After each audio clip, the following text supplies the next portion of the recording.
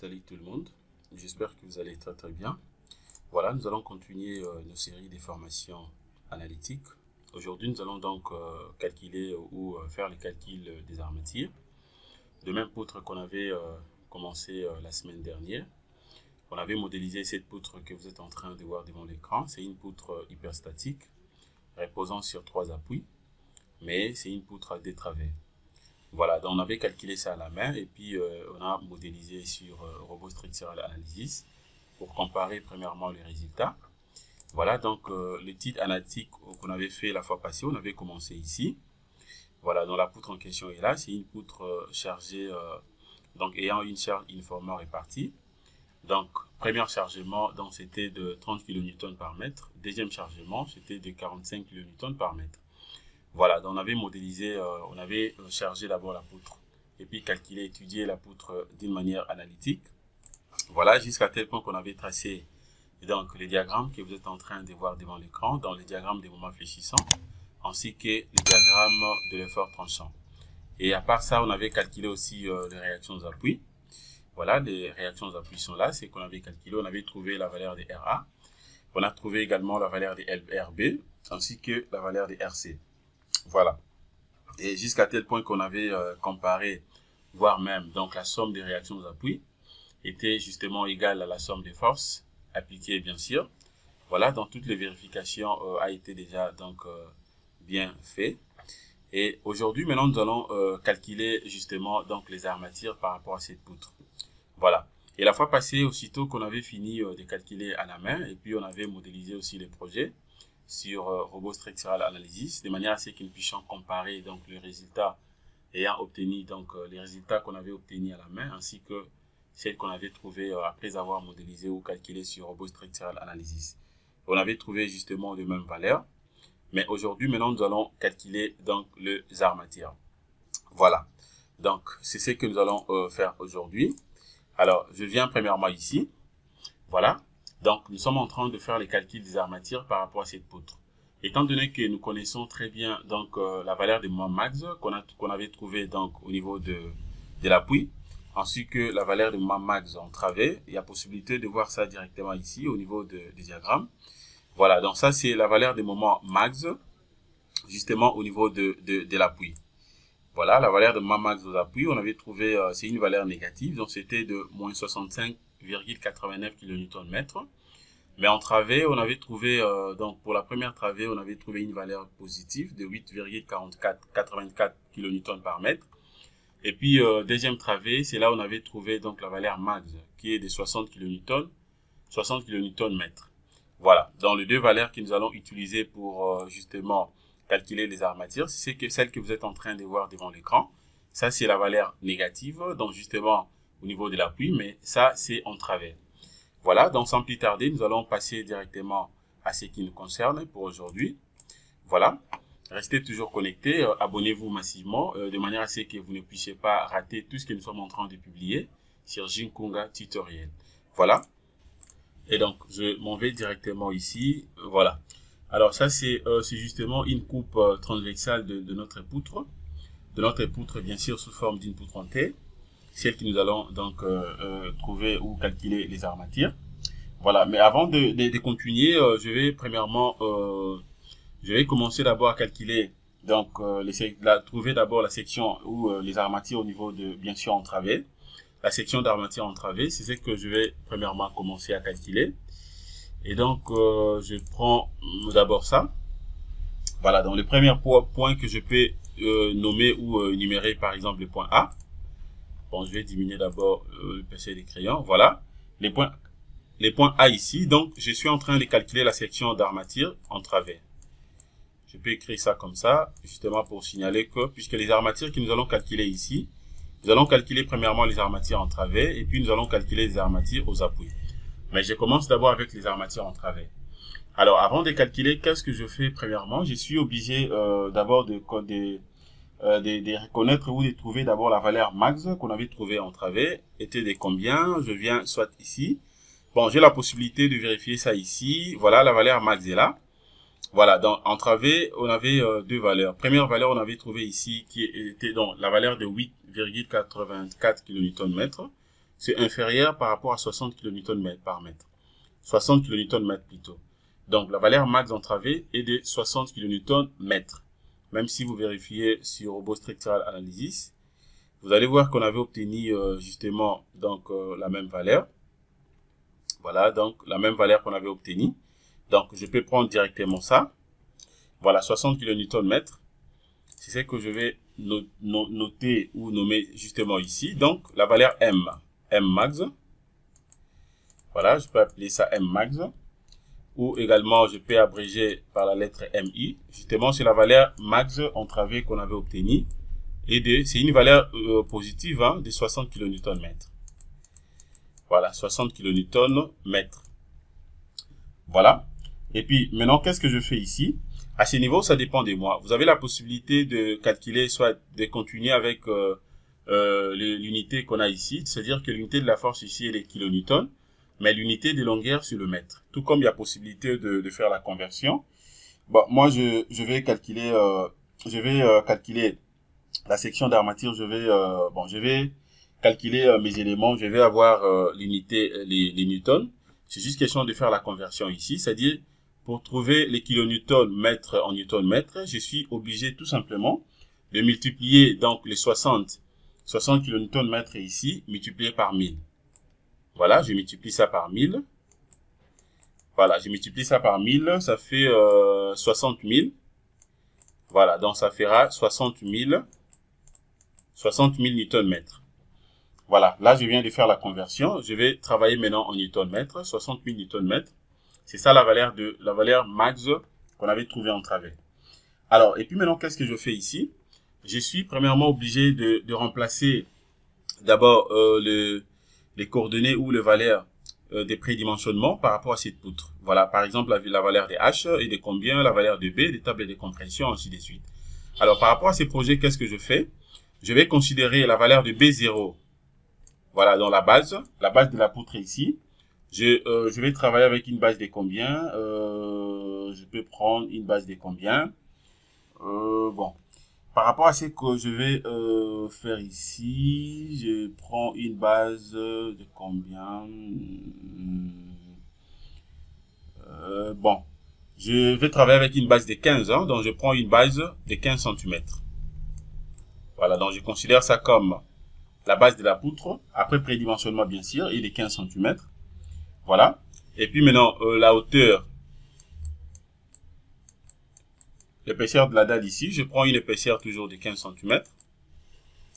Une épaisseur de 15 cm. Et puis maintenant, qu'est-ce que je fais également? La valeur 2 ici. Voilà, le 2. Bon, tout comme je peux remplacer directement ici, hein, comme je vais là. Bon, la valeur de D ici, c'est-à-dire que j'aurai la hauteur totale d'abord les H. Les H que je vais considérer ici, je prends H égale à 40 cm. Dans la hauteur de la poutre et les 40 cm. Et puis maintenant, qu'est-ce que je fais ici? Le D, le petit D ici. Donc le D sera justement égal à H moins, et que je vais abréger et donc H moins enrobage. Je prends enrobage de 3, c'est-à-dire que j'aurai 40. Ça sera donc 40 moins 3. 40 moins 3 cm, ça me fait 37 cm. Voilà, 37 cm. Voilà, 37 cm. Je crois que je viens de remplacer tous les éléments. Donc, si je vais compléter ça ici, c'est-à-dire que le D ici, D sera égal à, j'ai pris D égal à 37 cm. Et puis ça, c'est enrobage égal à 3 cm. C'est que je considère ici. J'ai pris la base égale à 15 cm. La hauteur de la poutre 40 cm. Voilà, et puis l'épaisseur de la dalle ici, j'ai pris une épaisseur de 15 cm. Voilà, 15 cm. Donc en fait, j'ai tous les éléments. Ça reste que le B ici. Voilà, le B que vous voyez ici, je dois le calculer. Bon, le AI, ça représente tout simplement la section d'armature ou la partie inférieure. Qu'est-ce que je fais maintenant? Je vais trouver d'abord le B. Alors, comment je peux faire pour trouver le B que vous êtes en train de voir ici? Alors, le B que vous êtes en train de voir ici, c'est tout simplement, ça représente tout simplement la largeur de la table de compression que je suis obligé de calculer. Alors, je peux les calculer quelque part ici. Voilà, je calcule quoi ici? Calcul des largeurs. Voilà, je peux écrire comme ça. Retenez seulement ce que je suis en train de dire. Largeur de la table de T, donc de la table des compressions. Voilà, de la table des compressions. De la table des compressions abrégée par la lettre D. Voilà, donc c'est ce que je vais calculer. Alors, comment je vais calculer maintenant cette largeur? C'est très très simple. Alors, la largeur B, normalement, comment je peux obtenir? Dans la largeur B, prend tout simplement la plus petite valeur parmi les valeurs données par les trois expressions que nous voulons, que je vais vous montrer tout de suite. Alors, première expression ici, comment je peux calculer ça? C'est-à-dire que je peux trouver B avec la formule. Donc, B sera égal à 12. Ça, c'est la formule qui peut m'aider de manière à ce que je puisse trouver directement cette largeur rapidement.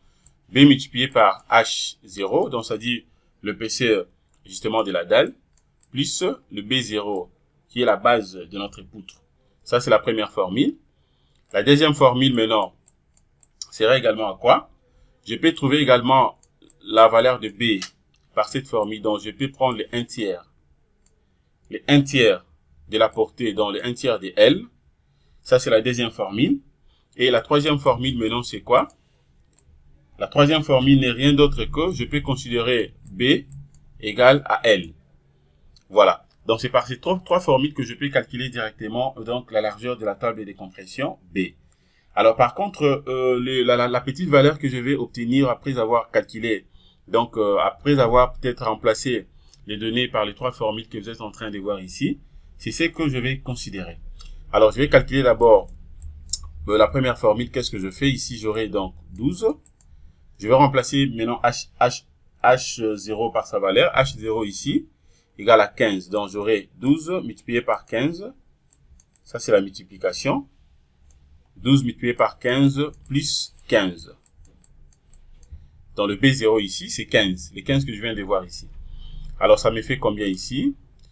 Je peux calculer rapidement ici. Donc, j'aurai premièrement 12 multiplié par 15. Voilà, ça me fait déjà 180 plus 15. Voilà, donc ça fait 195 cm. Donc ici, je peux remplacer directement ici. Donc, égal à 195 cm. Ça, c'est la première formule. Voilà ce que je viens d'obtenir. Deuxièmement, je peux remplacer également la deuxième formule. Donc, le 1 tiers. Le 1 tiers, le L. Le 1 tiers de combien? Donc, le L qu'on avait utilisé ici par rapport à cette poutre est de 500 mm, de 500 cm. Donc, de 500.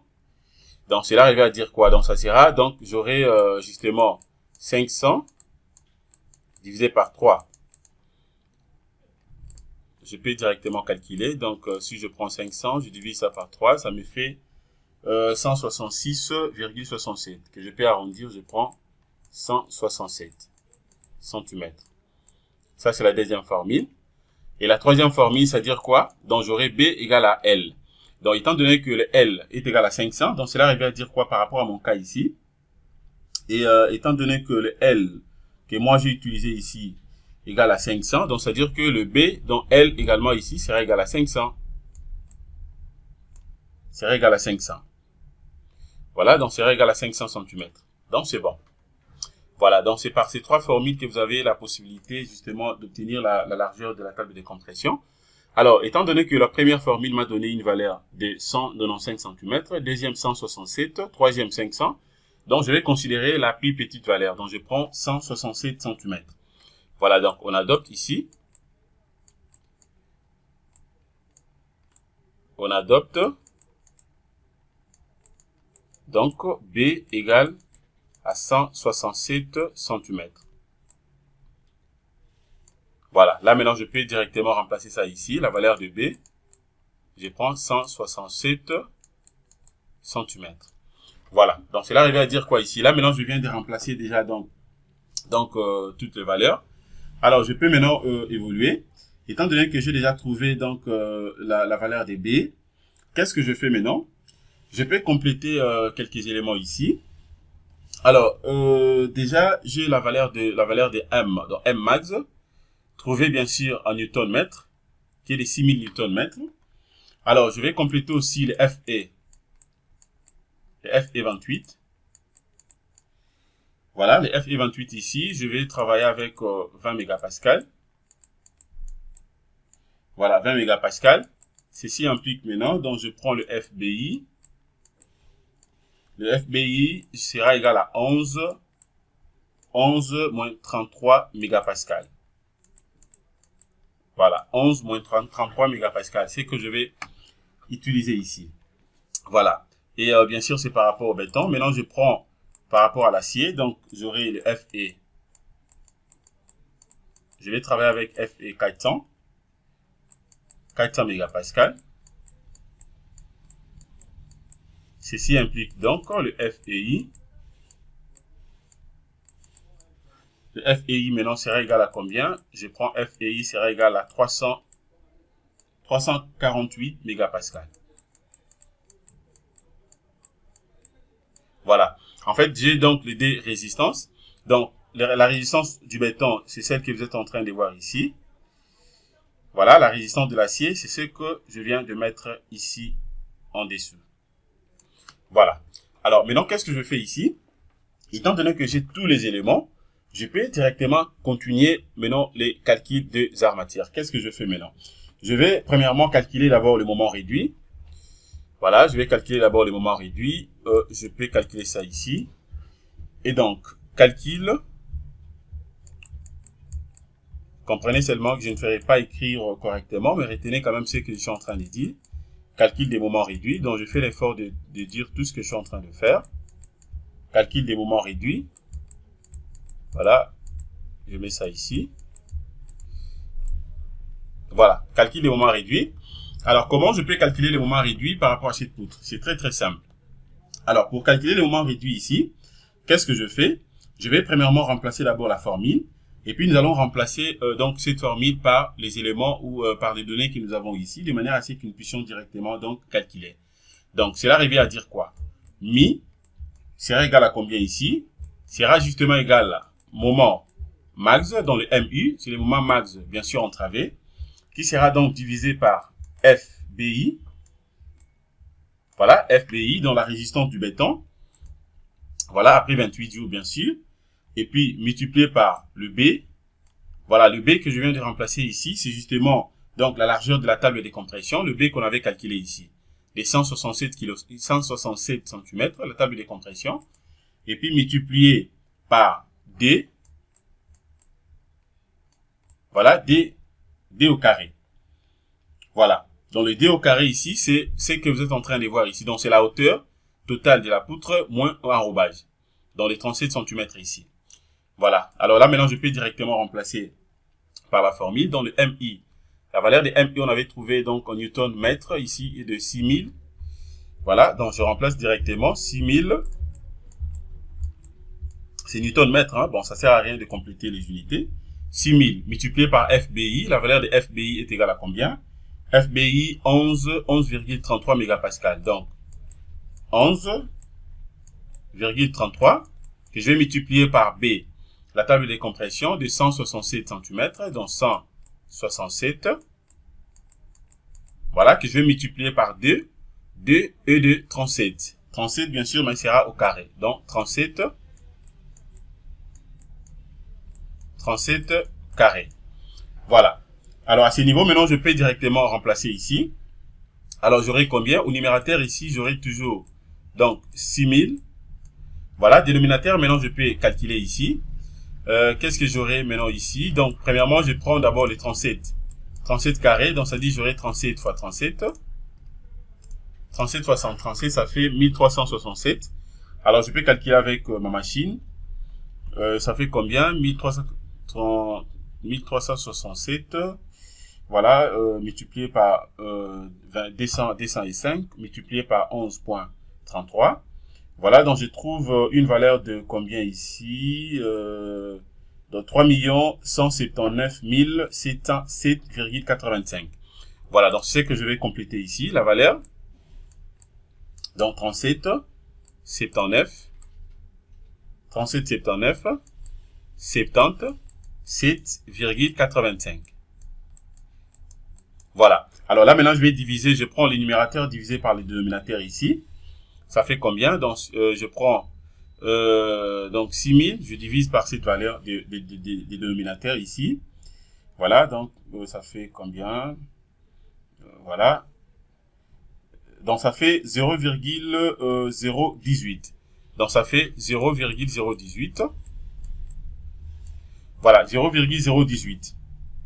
Et donc, c'est arrivé à dire quoi ici? La valeur de mi que j'ai trouvé mi égale à 0,018. Voilà, qui est bien sûr inférieur à 0,186. Voilà, 0,186. Voilà. Alors, c'est arrivé à dire quoi ici? Étant donné que je viens de trouver la valeur de mi, j'ai trouvé 0,018 inférieur à 0,186. C'est arrivé à dire quoi ici? Nous venons de tomber, donc je suis dans le pivot A. Voilà. Si par contre la valeur de mi était supérieure à ça, là on allait directement se retrouver dans le pivot B. Donc je suis tombé dans le pivot A. Donc c'est-à-dire quoi ici? Dans le pivot A, c'est arrivé à dire quoi?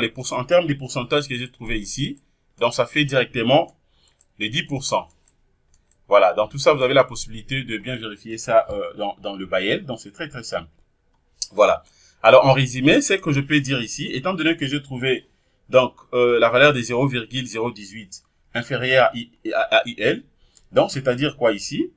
Donc, j'aurai mi égale à 0,118, qui est bien sûr inférieur à IL, qui est égal à 0,392.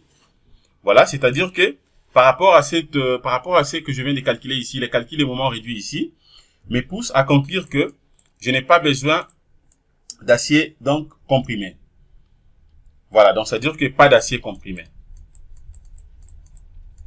Voilà, je peux écrire ça ici, pas d'acier comprimé.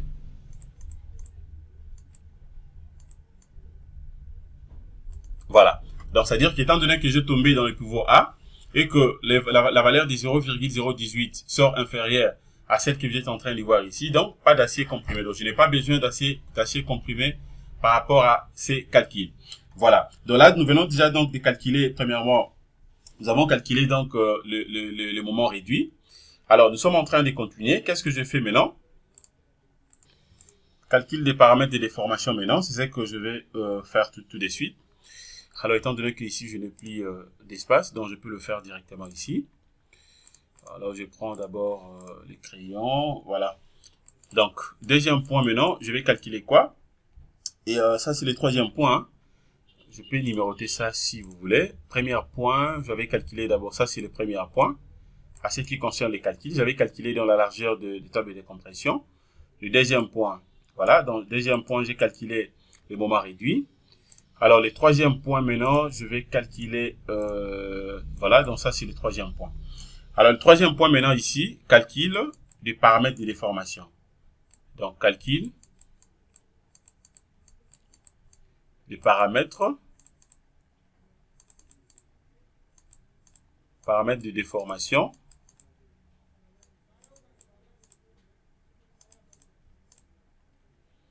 Voilà, calcul des paramètres de déformation ici.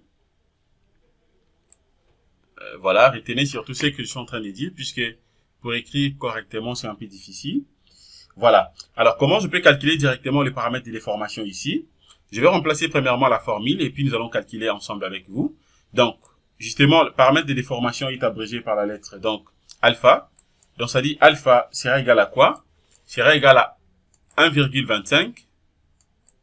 Voilà, 1,25 multiplié par 1, moins racine carrée de 1 moins 2 mi.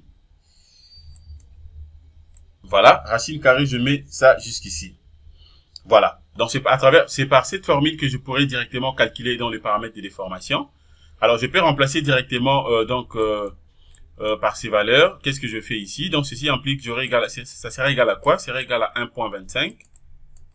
1,25 multiplié par 1 moins racine carrée de 1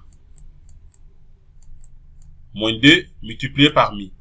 Voilà, je vais maintenant prendre la valeur de mi que j'ai calculée ici. La valeur de mi, j'ai trouvé mi égale à combien? J'avais trouvé mi égale à combien ici?